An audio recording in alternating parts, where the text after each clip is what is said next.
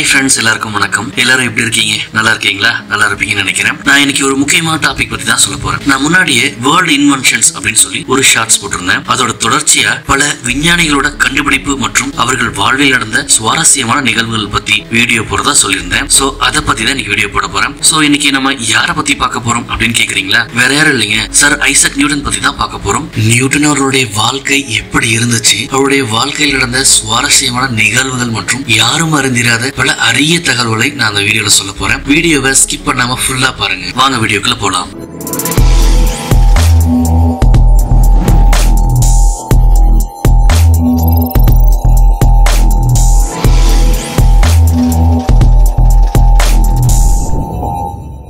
Sir Isaac Newton அவர்கள் மிகச்சிறந்த கணிதவியலாளர், இயற்பியலாளர் மற்றும் வானியலாளருங்க. இப்படி அவர் ஒரு மல்டி டேலண்டட் பர்சனாலிட்டியா நியூட்டன் இருந்திருக்காரு. நியூட்டன் அவருடைய வாழ்க்கை வரலாறு பாத்தீங்கன்னா ரொம்பவே போராட்டமான வாழ்க்கைங்க. அதுலயுமே மனுஷன் சாதிச்சு காமிச்சிருக்காரு, பல சாதனைகள் புரிஞ்சிருக்காரு.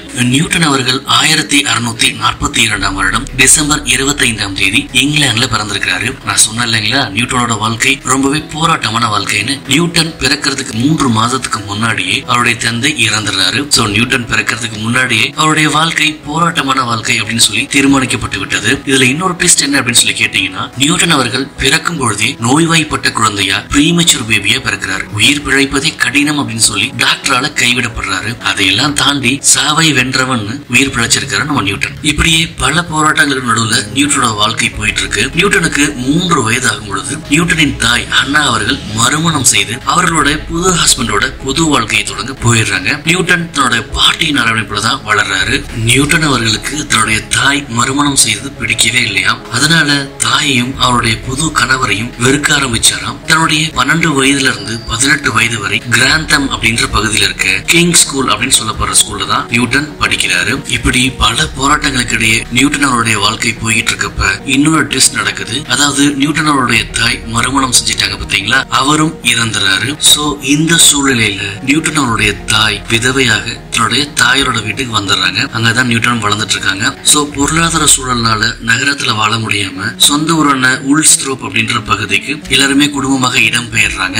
சொந்த கிராமத்துக்கே திரும்பிட்டதுனால நியூட்டன் அவர்களால தன்னுடைய பள்ளி படிப்பை தொடர முடியாம போகுது. மூத்த மகனான நியூட்டனை அவரது தாயார் ஒரு விவசாயியை உருவாக்கணும் அப்படின்னு முற்படுகிறார். ஆனா நியூட்டனுக்கு அது பிடிக்கவே இல்லையா. நியூட்டனுக்கு நிறைய படிக்கணும், நிறைய ஆராய்ச்சி செய்யணும் அப்படின்னு சொல்லி ரொம்பவே ஆர்வமா இருந்துச்சாம். நியூட்டனோட ஸ்கூல்ல இருக்கிற ஒரு ஆசிரியர், அவருடைய பேர் ஹென்ரி ஸ்ட்ரோக், அவரு நியூட்டனோட தாயை சந்தித்து மீண்டும் நியூட்டன் அவர்கள் பள்ளி படிப்பை தொடர சப்போர்ட் பண்றாரு. சோ நியூட்டன் அவர்கள் பல போராட்டங்களுக்கு நடுவுல தன்னுடைய பள்ளி படிப்பை முடிக்கிறார். 1661 நியூட்டன் அவர்கள் தன்னுடைய மாமாவின் உதவினால கேம்பிரிட்ஜ் யூனிவர்சிட்டியில ட்ரினிட்டி காலேஜ்ல படிக்கிறாரு. 1665 தன்னுடைய ஃபர்ஸ்ட் பேச்சுலர்ஸ் டிகிரியை முடிக்கிறார். யூனிவர்சிட்டியில மேலும் மேலும் படிச்சுட்டே இருக்கப்ப பிளேக் அப்படின்ற நோயோட தாக்கம் அதிகமா ஏற்படுது. அதனால யூனிவர்சிட்டியை மூடிடுறாங்க. சோ கிட்டத்தட்ட 1665 முதல் 1667 ஆண்டு வரை கிட்டத்தட்ட 2 வருஷம் யூனிவர்சிட்டியை மூடி வச்சிருக்காங்க. சோ அந்த காலகட்டத்துல பாத்தீங்கன்னா நியூட்டன் அவர்கள் தன்னுடைய வீட்டிலேயே ஒரு ஆய்வகம் அமைத்து நிறைய ஆராய்ச்சிகளை செய்யறாரு. அந்த காலத்தை ரொம்ப பயனுள்ள காலமா பயன்படுத்திருக்காரு. 1665 பைனாமியல் தியரமை கண்டுபிடிச்சிருக்காரு. அதுதான் நம்ம இப்ப லேட்டஸ்டா கால்குலஸ்னு சொல்லிட்டு இருக்கோம். அப்புறம் லா ஆஃப் கிராவிடேஷன் பத்தி நிறைய ஆராய்ச்சிகள் பண்ணிருக்காரு. 1666 ரிஃப்ளெக்டிங் டெலஸ்கோப்பை கண்டுபிடிச்சிருக்காரு. நியூட்டன் அவர்கள் தான் கண்டுபிடித்த கால்குலஸ் எல்லாத்துக்கும் முன்னாடியும் பிரசன்ட் பண்ண ரொம்பவே பயமா, யாராவது ஏதாவது கான்ட்ரோவர்சியை கிரியேட் பண்ணிடுவாங்களோ, கிரிட்டிசைஸ் பண்ணுவாங்களோ ரொம்பவே பயந்தாராம். பாருங்க எவ்வளவு பெரிய ஒரு ஆராய்ச்சியாளர் நியூட்டன், அவருக்கு இந்த மாதிரியான குணாதிசயம் இருந்திருக்கு. சோ ரொம்ப பயந்ததுனால அவர் என்ன பண்றாரு அப்படின்னா தன்னுடைய க்ளோஸ் ஃப்ரெண்டான ஸ்விஸ் மேத்தமெட்டிஷியனான நிக்கோலஸ் டெல்லியர் அவரோட உதவியை நாடுறாரு. இவர் நிக்கோலஸ் என்ன பண்றாரு அப்படின்னா 1691 நியூட்டனோட பிரின்சிபல்ஸை மாடிஃபை பண்ணி ஒரு பப்ளிகேஷன் ரெடி பண்ணி அவரு தன்னோட ஃப்ரெண்டான லெபினிஸ் அப்படின்றவர்கிட்ட கொடுக்கிறார். ஆனா 1711 ராயல் சொசைட்டி ஆஃப் லண்டன் குறுக்கிட்டு கால்குலஸை ஒரிஜினலா கண்டுபிடிச்சது நியூட்டன் தான் சொல்லி உலகுக்கே வெளியிடுறாங்க. அப்பதான் அந்த அங்கீகாரம் நியூட்டனுக்கே கிடைக்குதாம். நியூட்டன் அவர்களுக்கு மிக அதிக நண்பர்கள் எல்லாம் கிடையாதுங்க. நியூட்டன் அவர்களுக்கு இருக்க 1-2 நண்பர்களும் அவங்கள ஏமாத்தி இருக்காங்க. நியூட்டன் அவர்கள் பாத்தீங்கன்னா தன்னுடைய சிறு வயதுல இருந்தே ரொம்பவே டிஃபரெண்டான கேரக்டரா இருந்திருக்காரு. நிறைய விளையாட மாட்டாரு. இளமை காலங்கள்ல பொழுதுபோக்கு சினிமா அப்படின்னு போனதில்ல. நியூட்டன் அவர்களுக்கு திருமணமே நடக்கலையாங்க. நல்ல வேலை திருமணம் நடக்கல. திருமணம் நடந்திருந்தா ஒரு பக்கம் அம்மாவையும் மனைவியும் சமாளிக்கவே சரியா போயிருக்கும். இந்த மாதிரி கண்டுபிடிப்புகளை நிகழ்த்த முடியாம போயிருக்கும். ரொம்பவே நல்ல விஷயம் தான் இல்லைங்களா? எந்த பொண்ணுங்க கிட்டயுமே நியூட்டன் பேசினதே இல்லையா?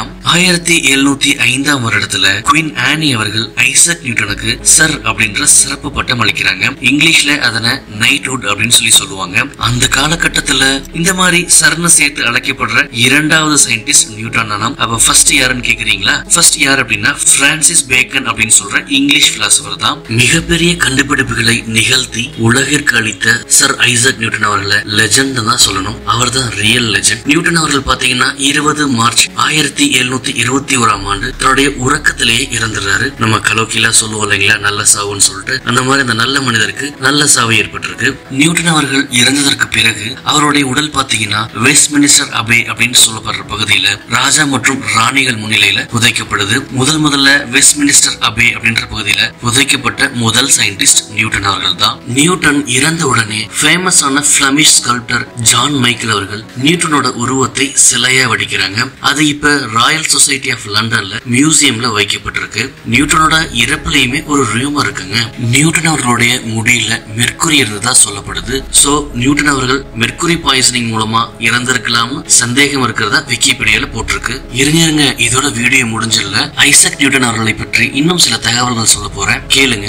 சர் ஐசக் நியூட்டன் அவர்கள் பாத்தீங்கன்னா ராயல் மின்ட் அப்படின்னு சொல்லப்படுற ஆர்கனைசேஷனோட சீஃபா நியமிக்கப்பட்டிருக்கிறாரு. ராயல் மின்ட் அப்படின்னா என்னன்னு கேக்குறீங்களா? யூகேல பிரிண்ட் பண்ணப்படுகிற கரன்சி எல்லாமே தயாரிக்கிற இடம் இதுதான். அந்த காலகட்டத்துல பாத்தீங்கன்னா நாம இப்ப ஃபேஸ் பண்ற மாதிரி ஃபேக் கரன்சி இஷ்யூ யூகேலயும் நிலவச்சாம். நியூட்டன் தன்னோட ஹார்ட் ஒர்க்னால யூனிக் வெர்ஷன் ஆஃப் கரன்சியை உருவாக்கினாராம். அதனாலதான் இன்றளவும் வரை பிரிட்டிஷ் கரன்சியை ஃபேக்கா கிரியேட் பண்ணவே முடியாது. அந்த அளவுக்கு யூனிக்கா டிசைன் பண்ணிருக்காரு. சோ இந்த ராயல் மின்ட் சொசைட்டி பாத்தீங்கன்னா இதுக்கு நன்றி செலுத்துகிற விதமா ராயல் மின்ட் பாத்தீங்கன்னா ஸ்பெஷலா ஒரு காயினை ரிலீஸ் பண்ணிருக்காங்க. அதுல சர் ஐசக் நியூட்டனோட புகைப்படம் இடம்பெற்றிருக்கும். நியூட்டன் ஆசையா ஒரு நாய் வளர்த்தாராம். அந்த நாயோட பேர் டைமண்ட் அப்படின்னு சொல்லி வச்சிருந்தாராம். ஒரு முறை அவர் ஆசையா வளர்த்த நாய் பாத்தீங்கன்னா அவருடைய லேப் பற்றி எரிய காரணமாகிடுச்சாம். அந்த காலத்துல எலக்ட்ரிசிட்டி கிடையாது இல்லையா, மெழுகுவர்த்தி வெளிச்சத்துலதான் தன்னுடைய ரிசர்ச்சை கண்டினியூ பண்ணுவாராம். அப்ப தவறுதலா டைமண்டோட கால் இடறி ஒரு மெழுகுவர்த்தி கீழே விழுந்து அவருடைய ரிசர்ச் பேப்பர்ஸ் எல்லாமே எரிஞ்சு போயிடுச்சாம். திரும்ப அந்த ரிசர்ச் பேப்பர்ஸ் உருவாக்க நியூட்டனுக்கு 1 வருடம் ஆகுச்சாம். அதே போல ஐசக் நியூட்டன் அவர்களுக்கு 2 பிறந்த நாள் இருக்கிறதா சொல்லப்படுது. ரொம்பவே கன்ஃபியூஷனா இருக்குல்ல. கிரிகோரியன் கேலண்டர் படி அவரு 4 ஜனவரி 1643 பிறந்ததா சொல்லப்படுது. அந்த கிரிகோரியன் கேலண்டர் தான் நம்ம ஃபாலோ பண்ணிட்டு இருக்கோம். ஆனா 17ஆம் நூற்றாண்டுல பாத்தீங்கன்னா ஜூலியன் கேலண்டர்னு ஒரு கேலண்டர் இருந்துச்சு. அந்த கேலண்டர் படி கிறிஸ்துமஸ் தினத்துல ஐசக் நியூட்டன் பிறந்ததா சொல்லப்படுது. சோ இதன்படி பாத்தீங்கன்னா நியூட்டனுக்கு 2 பிறந்த நாள் இருக்கிறதா சொல்லப்படுது. சரிங்க, வீடியோட எண்டுக்கு வந்துட்டோம். சர் ஐசக் நியூட்டன் அவர்கள் பற்றிய பல அரிய தகவல்களை நான் ஷேர் பண்ணிருக்கேன். சர் ஐசக் நியூட்டன் பத்தி நான் சொன்ன தகவல்கள் உங்களுக்கு ரொம்பவே உபயோகமா இருக்கும் அப்படின்னு சொல்லி நம்புறேன். இந்த வீடியோ பிடிச்சிருந்தா லைக் பண்ணுங்க. இதை பத்தின உங்களோட ஒப்பீனியனை கண்டிப்பா கமெண்ட் பண்ணுங்க. சப்ஸ்கிரைப் பண்ண நண்பர்கள் சப்ஸ்கிரைப் பண்ணி எனக்கு சப்போர்ட் பண்ணுங்க. மீண்டும் ஒரு இன்ட்ரெஸ்டிங்கான கண்டென்ட்டோட உங்களை வந்து மீட் பண்றேன்.